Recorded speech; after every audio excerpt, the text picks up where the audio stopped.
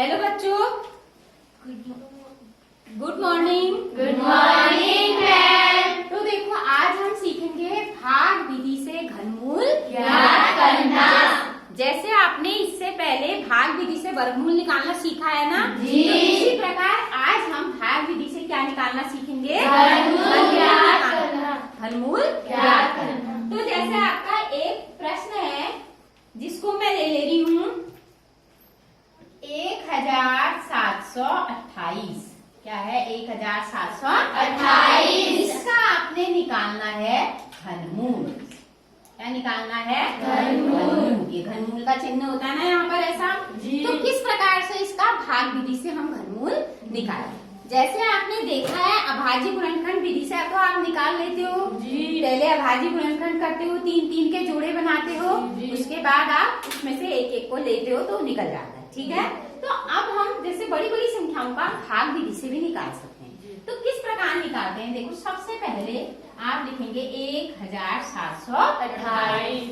अब देखो, जैसे हम उसमें भी करते थे ना, वर्गमूल निकालने में भाग विधि से करते थे ना, तो उसमें आपको पता है कितने कितने के जोड़े बनाते थे आप? 2 के।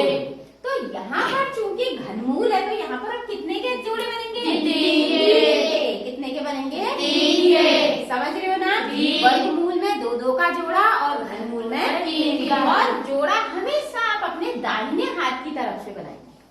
यहाँ से बाएं से नहीं बनाएंगे, दाहिने से। 1 2 3, ये 3 अंक एक साथ हो गए। अब अकेला कौन बच गया? एक। कोई बात नहीं, जो आगे अकेला बचता है उसको रहने दो। अब आपने ये हिसाब लगाना है। अब आप बताओ, 1 का क्यूब कितना होता है? 1 गुणा 1 गुणा 1 कितना होगा? 1 ही कम 1। और 2 का क्यूब? 4। हाँ, 2 गुणा 2 गुणा 2 कितना हुआ बोलो? 8। शाबाश, कितना हुआ?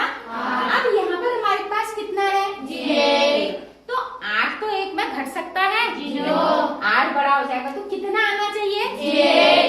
तो हम क्या करेंगे, यहाँ पर भी 1 लिख देंगे और भागफल में भी क्या लिख देंगे? 1। तो 1 ही कम 1 हो गया।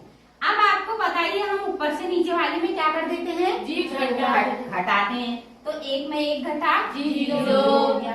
अब पूरा जोड़ा उतर जाएगा। 7 2 8 क्या उतर जाएगा? 7 2 8। अब जैसे आपने देखा था वर्गमूल में, आप यहाँ पर जो होता था उसको एक बार जोड़ देते थे। तो यहाँ पर क्या करेंगे?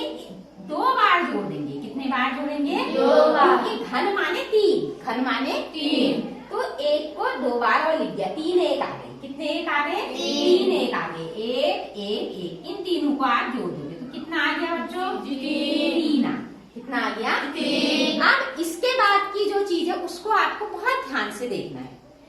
आपके पास क्या संख्या है यहाँ पर? 728। 728। अब 728 में पीछे के 2 अंकों को छोड़ दो तो क्या बचेगा? 7। क्या बचेगा? 7। तो आपने पीछे के 2 अंकों को छोड़ देना है। आपने केवल 7 को देखना है। किसको देखना है? 7 को। और 7 बट्टे लिख दिया मैंने। 7 बट्टे यानी 7 में भाग देना है। किसका?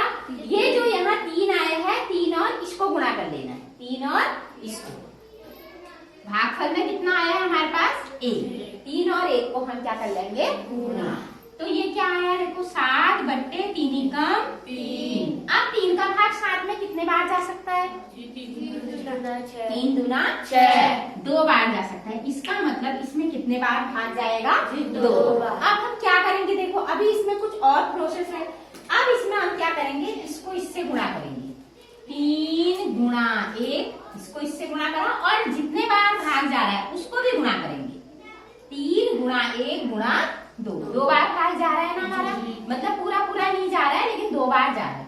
तो 3 का 3 दूना 6। अब जितना आया इसके पीछे आप 2 जीरो क्या कर देंगे? लगा देंगे। इसके पीछे क्या लगा देंगे? 2 जीरो। अब यहाँ देखो, ये 3 है, ये क्या है? 3। कितने बार भाग जा रहा है? 2 बार। 2 बार। तो यहाँ पर हम क्या लिख देंगे? 2 लिख देंगे। तो ये कितना बन गया? 32। कितना बन गया? 32। अब हम क्या करेंगे? 32। अब हमारा ये 2 कितने, जैसे 1 कितने बार आया था? 3 बार। उसी प्रकार से 2 कितने बार आना चाहिए? 3 बार। तो 32 गुणा 2 गुणा 2। इस 2 को भी हम कितने बार लिखेंगे? 3। पहले तो हमने 3 के साथ लिखा, तो इसको 32 बनाया, गुणा नहीं करा, 32 बनाया, फिर गुणा 2 गुणा 2। अब 32 दूना कितना होता है आपको पता है? 64। और 64 दूना अगर आपको नहीं आता है यहाँ पर निकाल लो। 64 दूना इसको पूरा गुणा कीजिए, 32 दूना 64, 64 दूना 2 चक्को 2 छक्का 12, कितना आ गया? 128। यानी 600 में आपने 128 को क्या कर देना है? जोड़ देना है। 8 का 8, 2 का 2, तो 6 में 1 जोड़ा 7, तो कितना आया देखो? आया नहीं? बिल्कुल वही 728 आ गया ना। और आपको पता है इसमें से इसको क्या कर देते हैं? 728 में 728 घटाया, कितना आया आपका? 0। अब हमारी अभी काम थोड़ा सा बच गया। क्या बचा है देखो, यहाँ पर हमारा 2 एक बार आया है। जैसे हमने 1 को 3 बार लिखा है, ऐसे ही 2 को भी कितने बार लिखेंगे? 3 बार। अब इनको जोड़ दो, 3 में नहीं, 2 में 2 जोड़ा 4 में 2 जोड़ा 6 और 3 का 3। इसको बस आपने ऐसे लिख के छोड़ देना है।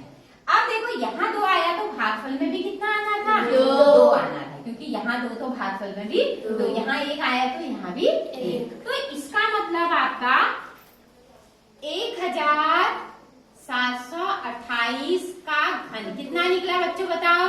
12। कितना निकला? 12। तो इस प्रकार से आप किसी भी संख्या का भाग विधि से घनमूल निकाल सकते हैं। ठीक है, तो अगर आपको मेरा ये पढ़ाने का तरीका पसंद आ रहा है तो आप मेरे चैनल को सब्सक्राइब करें और मेरे वीडियो को लाइक और शेयर करें। ठीक है, ओके।